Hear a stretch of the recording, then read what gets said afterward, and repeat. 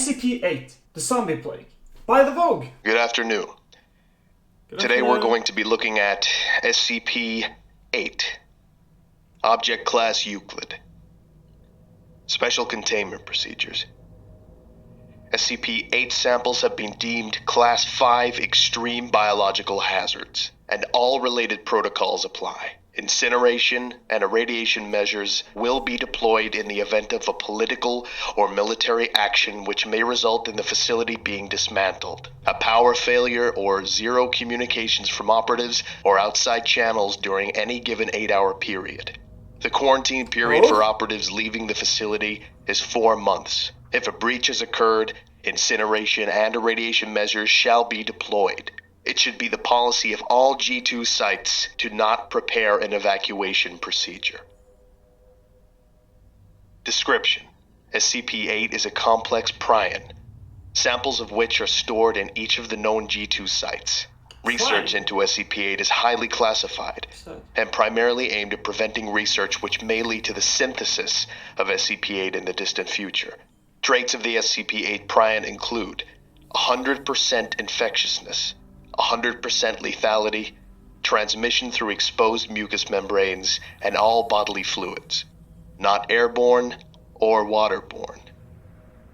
Symptoms of infection with SCP-8 manifest no more than 3 hours after exposure, and include flu-like symptoms with high fever, plus severe dementia in later stages. Coma onset approximately 20 hours after the first symptoms appear, and 12 hours after noticeable dementia. Coma onset will be considered onset of death. A period of sporadic cellular necrosis occurs, which comes to resemble gangrene. Surviving tissue assumes its original function and is highly resilient.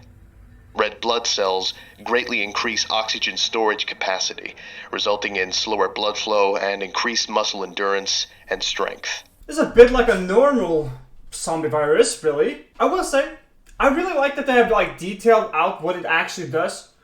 It's pretty clear that they've studied it. Usually in zombie movies or series or anything like that, they don't really tell you what happens. But here we get a good explanation of it. But it does seem like it isn't like a... It isn't like a Walking Dead zombie. It does seem to be like a rage zombie kind of thing. Nervous and muscular systems are unaffected by total organ failure for several hours. Metabolism may decrease to extremely low levels, allowing subject to survive for over 10 years without nutrition. High blood viscosity results in negligible blood flow from gunshot and slashing injuries.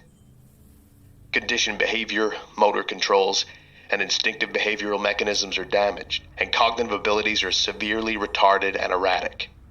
Animals experience excessive brain necrosis and are inactive. Subject can adapt to its damaged nervous systems, but is limited to basic physical activities including standing up, balancing on 2 legs, walking, biting, grabbing, and crawling. Subject will energetically move towards sights, sounds, and smells it associates with living humans. Subject will attempt to ingest living humans if physical contact is made. Neutralizing fully infected subjects requires significant cranial trauma.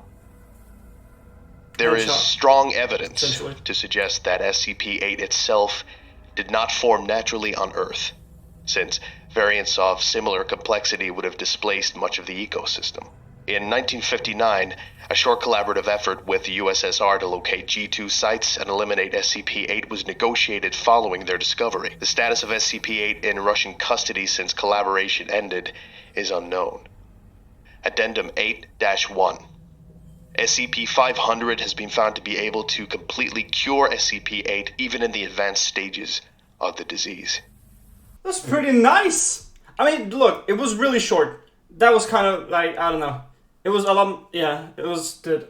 Maybe 4 minutes. It was a rather nice SCP. I will be honest, very, very simplistic.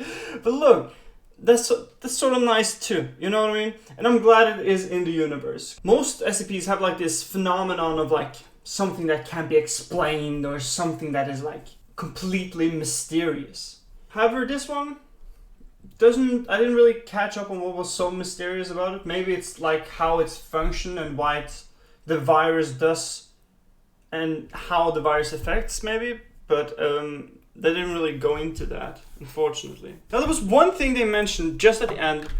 Let me see if I can find it. They mentioned earlier one thing that I thought was interesting, that it is curable with an SCP, which is kind of like, ooh. And it was SCP, there we go, SCP-500, oh my. Now I don't know what this is. SCP-500 is a small plastic can, which at the time of writing contains 47 red pills. One pill, when taken orally, effectively cures the subject of all diseases within 2 hours. So it makes sense that it can cure SCP-8.